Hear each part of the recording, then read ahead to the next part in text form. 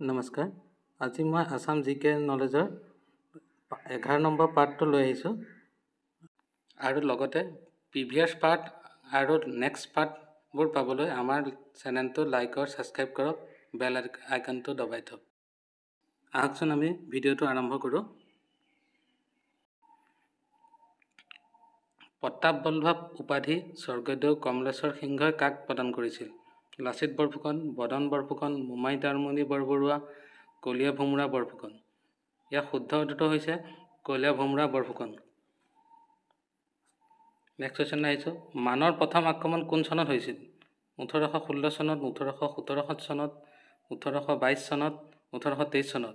ইয়াৰ শুদ্ধ উত্তৰটো হৈছে 1817 চনত।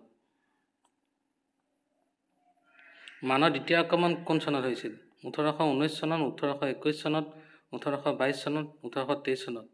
ইয়াৰ শুদ্ধ উত্তৰটো হৈছে 1819 চনত। নেক্সট 4 নম্বৰ, মানৰ তৃতীয় আক্ৰমণ কোন চনত হৈছিল? 1819 চনত, 1821 চনত, 1822 চনত, 1823 চনত। ইয়াৰ শুদ্ধ উত্তৰটো হৈছে 1821 চনত।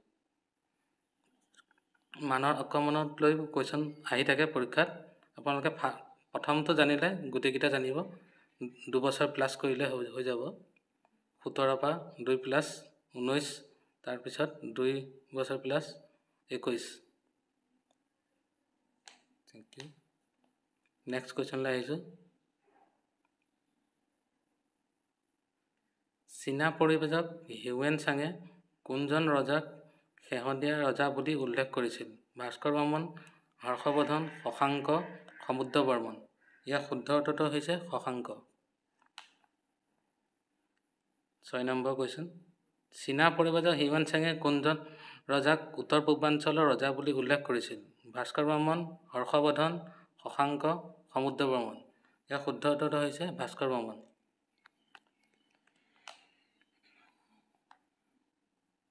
কুৱেশ্যন নম্বৰ 7, উত্তৰ পূৰ্বাঞ্চলৰ আটাইতকৈ পুৰণি, বৃহৎ আৰু ব্যস্ত ৰাজনৈতিক কেন্দ্ৰ বুলিলে কোন ঠাইক বুজা যায়? কামৰূপ, প্ৰাগজ্যোতিষপুৰ, কোচবিহাৰ, হাজো। ইয়াৰ শুদ্ধ উত্তৰটো হৈছে খ, প্ৰাগজ্যোতিষপুৰ। 8 নম্বৰ, দুৰ্জয় নামৰ নতুন ৰাজধানী নগৰখন কোনে প্ৰতিষ্ঠা কৰিছিল? ৰত্নপালে, ধৰ্মপালে, ইন্দ্ৰপালে, বল বৰ্মনে। ইয়াৰ শুদ্ধ উত্তৰ হৈছে ৰত্নপালে। কুৱেশ্যন নম্বৰ 9, টপোগ্ৰাফি অফ আছাম নামৰ গ্ৰন্থখন কোনে লিখিছিল? ডেভিড স্কটে, নিউভিলে, জন মেককুছে, চি.এন. বুছে। ইয়াৰ শুদ্ধটো হৈছে জন মেককুছে।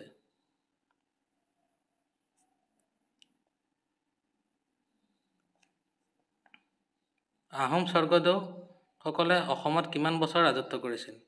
প্ৰায় 200 বছৰ, প্ৰায় 300 বছৰ, প্ৰায় 500 বছৰ, প্ৰায় 600 বছৰ। ইয়াৰ 600 বছৰ answer. A geographical sketch of Assam নামৰ গ্ৰন্থখন কোনে লিখিছিল? ডেভিড স্কটে, নিউভিলে, জন মেককুছে, পিটাৰ ৱেড। ইয়াৰ শুদ্ধটো হৈছে পিটাৰ ৱেড।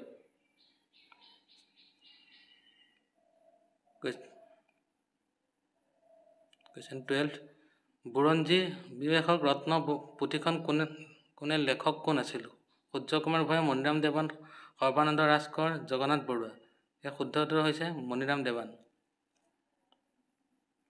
13 নম্বৰ কুৱেশ্যন, তুংখুঙীয়া বুৰঞ্জী কোনে লিখিছিল? সূৰ্য কুমাৰ ভূঞা, মণিৰাম দেৱান, সৰ্বানন্দ ৰাজকোঁৱৰ, শ্ৰীনাথ দুৱৰা বৰবৰুৱা। ইয়াৰ শুদ্ধটো হৈছে শ্ৰীনাথ দুৱৰা বৰবৰুৱা। 14 আহিছোঁ, দৰং ৰাজবংশাৱলী লেখক কোন আছিল? সূৰ্যখৰী দৈৱজ্ঞ, মণিৰাম দেৱান, সৰ্বানন্দ ৰাজকোঁৱৰ, শ্ৰীনাথ দুৱৰা বেজবৰুৱা।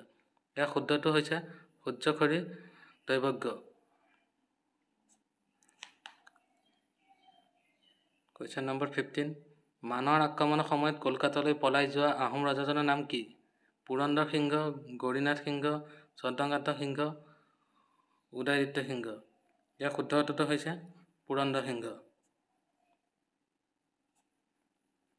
ইংৰাজক খেদি অসমত আহোমৰ ৰাজত্ব পুনৰ স্থাপনৰ বাবে প্ৰচেষ্টা চলোৱা ব্যক্তি দুগৰাকীৰ নাম কোন? মণিৰাম দেৱান আৰু পিয়লি ফুকন, গোমধৰ কোঁৱৰ আৰু ধনঞ্জয় পিয়লি বুঢ়াগোহাঁই, কুশল কোঁৱৰ আৰু মণিৰাম দেৱান। ওপৰৰ এটাও নহয়। ইয়াৰ শুদ্ধটো উত্তৰটো হৈছে গোমধৰ কোঁৱৰ আৰু সঞ্জয় পিয়লি বুঢ়াগোহাঁই। 17 নম্বৰ কুৱেশ্যন আহিছোঁ। আহোমসকল ৰাজধানীত থকা ফুকনসকলে কাৰ অধীনত কাম কৰিছিল? বৰফুকনৰ অধীনত, বৰবৰুৱাৰ অধীনত, ৰজাৰ অধীনত, সেনাপতিৰ অধীনত? ইয়াৰ উত্তৰটো হৈছে বৰবৰুৱাৰ অধীনত।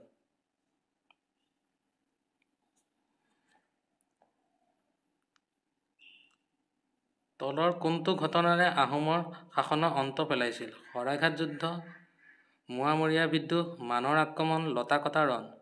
ইয়াৰ শুদ্ধ উত্তৰটো হৈছে চি, মানৰ আক্ৰমণ। মানৰ আক্ৰমণৰ পিছৰে পৰাই আমাৰ আহোম ৰাজত্ব শেষ হৈছিল। আহোমসকলৰ তলৰ কোনটো ধৰ্মীয় উৎসৱ নহয়?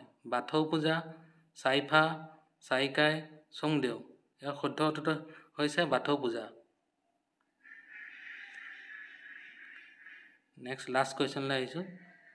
কোনজন কবি সাহিত্যিকে জ্যোতিৰ্বিজ্ঞান বিষয়ত গ্ৰন্থ সূৰ্য সিদ্ধান্ত অসমীয়ালৈ ভাস্বতী নামেৰে অনুবাদ কৰিছিল?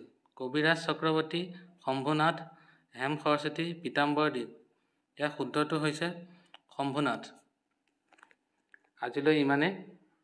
নেক্সট পাৰ্ট পাবলৈ চেনেলটো লাইক আৰু ছাবস্ক্ৰাইব, বেল আইকনটো দবাই থ'ব। ধন্যবাদ।